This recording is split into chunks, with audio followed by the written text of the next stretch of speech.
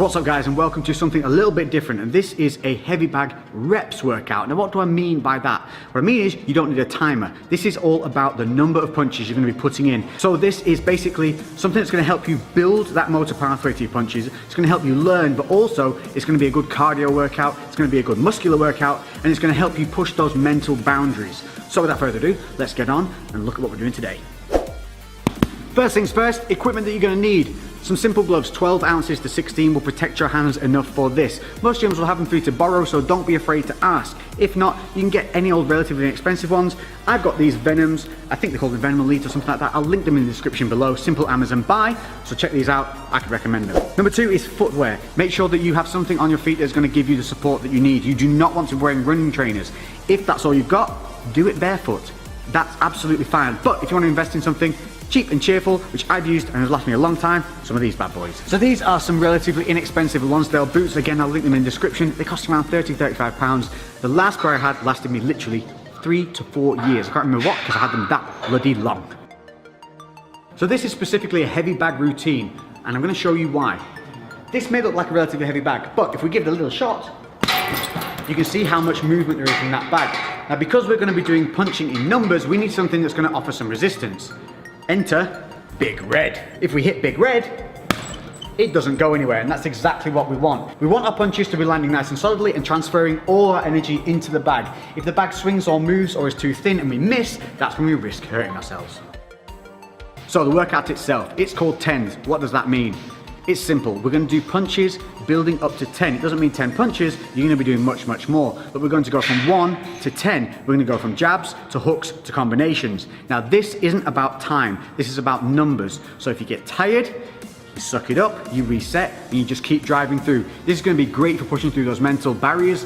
Often, the body can keep going, but the mind quits. This type of training will help you push through those mental barriers and let you know that the body can keep going even when you feel tired. Additionally, this is going to help you build those motor pathways for learning to throw those punches correctly, because this one, again, is not only about time, it's not about speed either. So we're looking to get some good connections with the bag, we're looking to think about what we're doing with every punch, and we're looking to get better as time goes on. So the way tens works is simply this, it's numbers of punches. We're going to start on the left side, then move to the right side, so each one is done individually. You're going to start with a single jab, then you're going to do 2 jabs, then 3, all the way up to 10. Then switching to the right side, we're going to start with the straight right, 1, all the way up to 10. Then we go hook, hook, and then we go into the combinations of just 1, 2s. So you're going to be throwing a lot of punches here, but what I want you to do is reset with every single punch. I don't want you just throwing like this, nice and short and sharp. You want to be extending through with every punch, resetting every time. That's going to help you build those motor pathways and good habits, so that when you do the bag work that's free and timed and you're moving around, your natural instinct is going to be to throw that punch correctly and keeping that guarded hand up. Now, if you're new to the bag work, or you just need a little bit of a reminder, I'm constantly reminding myself to do things, that's the only way we learn. Let's just start with the foot placement and how we should be throwing these punches. So, taking a look at the feet. Front foot wants to be planted, back foot wants to be slightly elevated. We're going to be rotating our hips through the punches, and we drive through that back foot. So we want to avoid leaving the floor at any time. A lot of people have a tendency to jump whilst punching. So we want to stay planted, we're going to roll through. I'm right-handed, so my left side is my lead side. If you happen to be southpaw, obviously your right side would be your lead side, and that would be your lead leg. But for me, left leg is a lead leg. From here, I'm going to keep my hands up high, keeping my guard. And you can see my left shoulder is further forward than my right shoulder. So we're not standing square on. From here, what we're going to do is we're going to throw the punch out. We're going to roll the hips through. We're going to keep this right hand up, and then we're going to return back in a straight line to the chin. These are the mechanics that we want to start building in and making a good habit. So I'm making sure that I maintain my distance, because at this point I'm probably a little bit tired. So just making sure that distance stays and I'm not stepped in too close. At any point, if you do step in too close, just reset and stand back out. It should go something like this. 1, 2.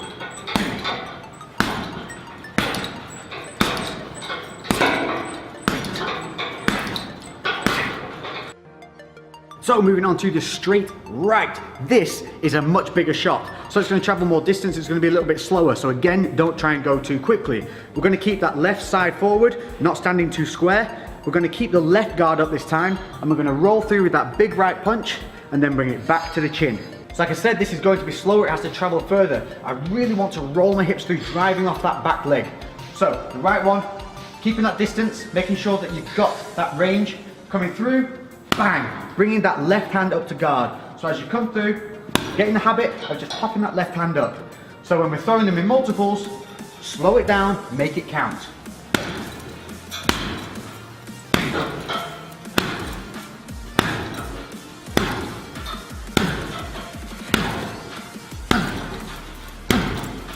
And you can see how I'm not throwing that too quickly, I'm resetting, I'm thinking about my foot position. If I lose foot position or I wobble off, don't worry about it. Just reset and start again. Hooks. Now there's a couple of different ways of throwing hooks, but we're going to concentrate on the close and personal hook. If you're further away and you're on the bag work, just a quick one, make sure that you are rolling the knuckles over as you throw from distance. We're going to stay quite close to the bag, this kind of distance. The reason I want you to stay close to the bag is to reduce tweaking the shoulder or hurting your hands.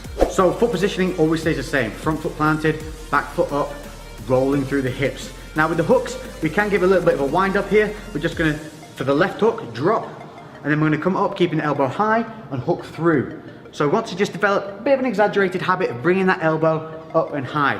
You'll see a lot of guys when they're shadow boxing, you see them, they just bring the elbow around nice and tight. That's what we want to do here. Obviously, once you get a bit more fluid and you get a bit more technical with things, you don't need to have the elbow as high, but again, exaggeration helps develop that motor pathway. With the hook, I also want you to stay at head height. What a lot of people do here is they have the habit of hitting at around about the neck, because it's just a little bit lazy. As you get tired, the hands will drop. So try and focus on a point on the bag that is head height. From there, you're just going to roll in, boom, hit that punch.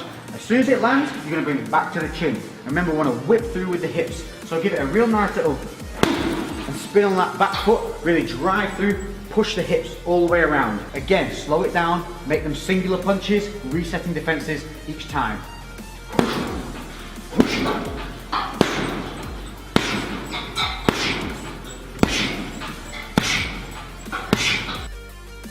Now if you're like me, one of your hooks will feel more comfortable than the other. For me, my left hook's very natural, but the right hook seems to feel a little disconnected because it's traveling further. With the left hook, I tend to turn my hand over and really bring it in. With the right, I tend to like to punch up close with the hand like this rather than this. So I'll come in with the right hook like so. For me, it just connects better and it feels more natural. But if keeping the hand turned over feels good to you, that's going to help you keep the elbow up. So whichever way you do it, just think about remembering to keep that elbow nice and high, keeping the other side guarded, as always, to keep the elbow nice and high. Noticing as I throw the right, the left comes up to guard that counter punch side.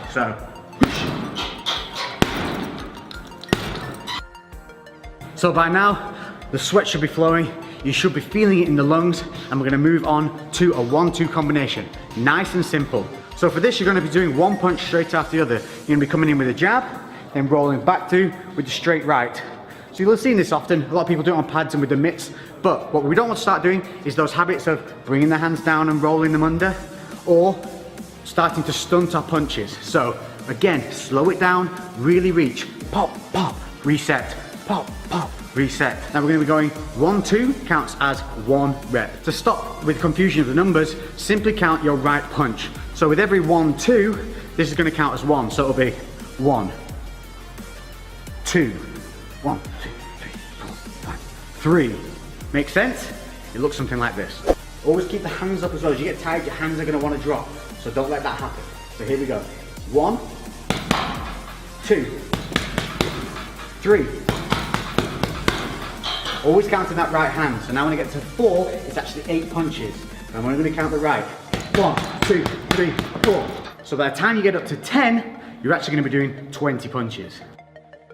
So there you have a nice variable that is an untimed, great workout using the heavy bag that's going to help you build that motor pathway. It's going to seriously work the muscles of the triceps, the back, the core.